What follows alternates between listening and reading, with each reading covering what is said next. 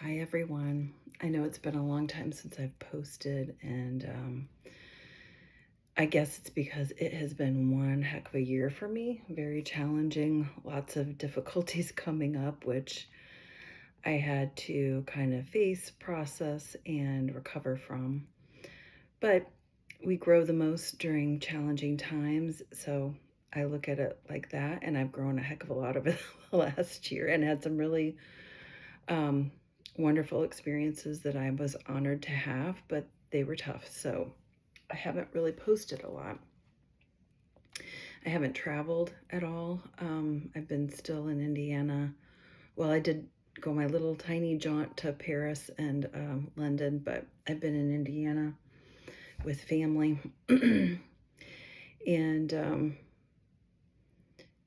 I was reminded again that life doesn't care about your plans. I've made so many plans to go to places and just did not work out, which is fine. I feel like I just am reminded to go with the flow and that good things will happen when I go with the flow.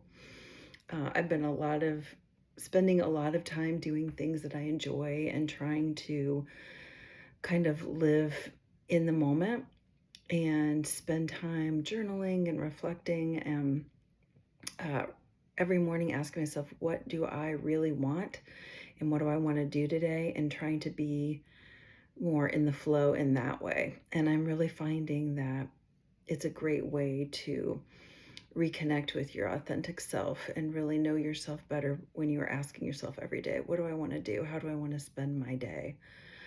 Um, so that's what I've been doing.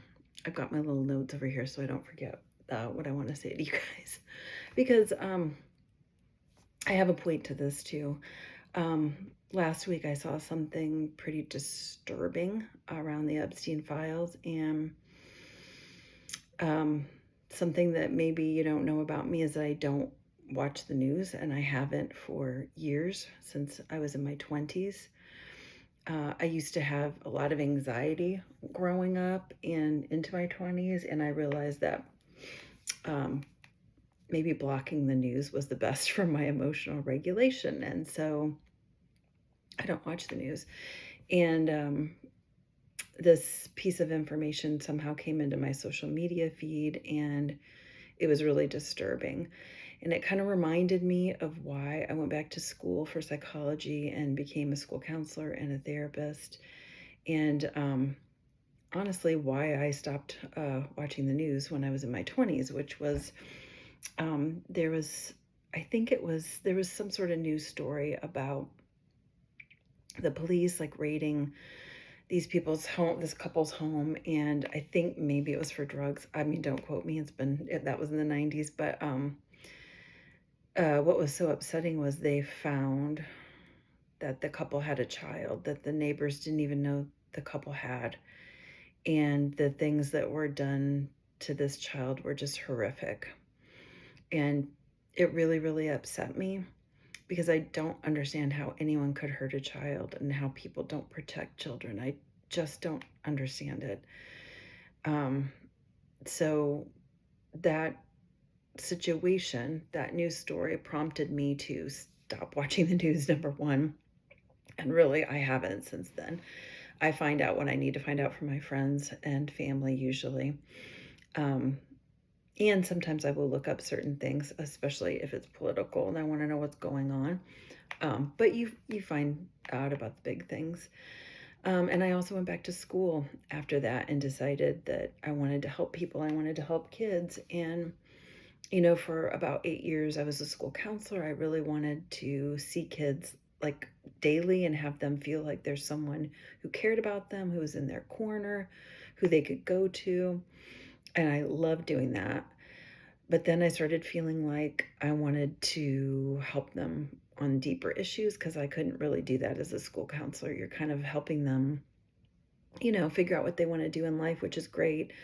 Handle any little crises that come up, conflict resolution, all that kind of thing, which was great.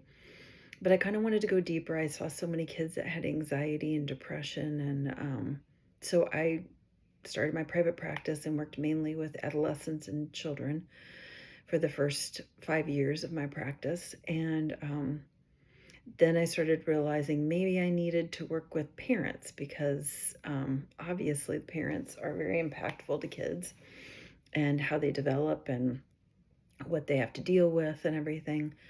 So I started doing parent coaching and unfortunately quickly realized that many parents just wanted me to fix their kid and not really take much accountability on their part in it. And I don't mean that in a disrespectful way.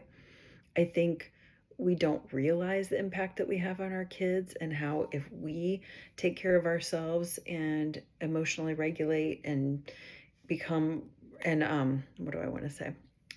Communicate and have good conflict resolution skills, how much that can help our kids because they're watching us all the time. And I mean, even as when they're teenagers, they're always watching us and learning from us.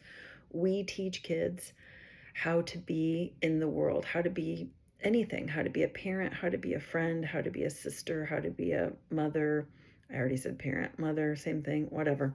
Um, how to be an employee, how to be an employer. We teach them everything. And so, um, yeah, I quickly realized that I wasn't really getting anywhere with the parent coaching. So I started working with adults in my private therapy practice and um, worked a lot with adults and also realized I wanted to help women feel empowered to live their best life because when we're living our best life, we work on healing ourselves. And when we heal ourselves, we don't hurt other people. You've heard hurt people. It is really, really true. Um, so, all of that to say, um, I've been thinking a lot with this piece of this article that I read, which I wish I didn't see, about a little boy who was abused and tortured and by grown men. And a lot of the same feelings I had back in the 90s came up about, I feel like I need to do something. But this time I'm not quite sure what I need to do or what I want to do or what I can do. And I'm sure lots of us feel that way right now, is a little bit of hopelessness. And I guess I'm just leaving this question here and also letting you know that I need to figure out what I want to do and how I can help. So if you have any ideas, let me know. But please know that I'm going to be making more content, not talking about the files or anything that's going to make anybody upset, because there's plenty of people doing that already. And we do need to know what's in the files. We do need to know what's going on. I totally agree with that. But I want to spread more love and care and, um, empathy, actually. And so just trying to figure out how I'm going to do that. And I hope you'll come along with me. And maybe this will be a safe space where you feel like you can come and learn things and ask questions.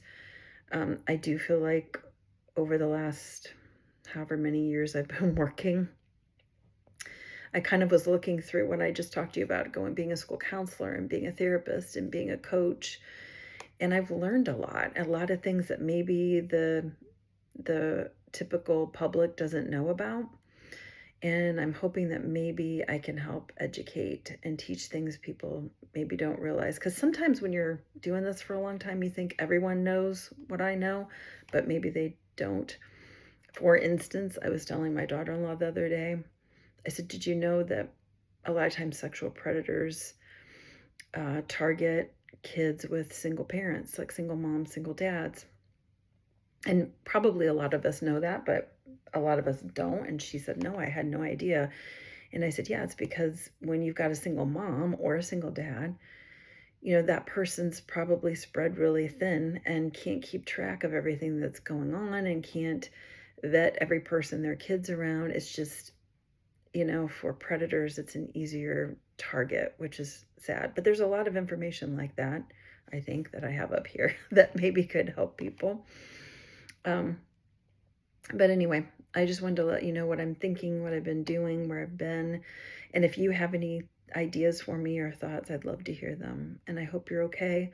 I hope we can be this safe space for each other, like I said, and that I think we can come together and create community and protect kids and protect each other and help each other through all of this.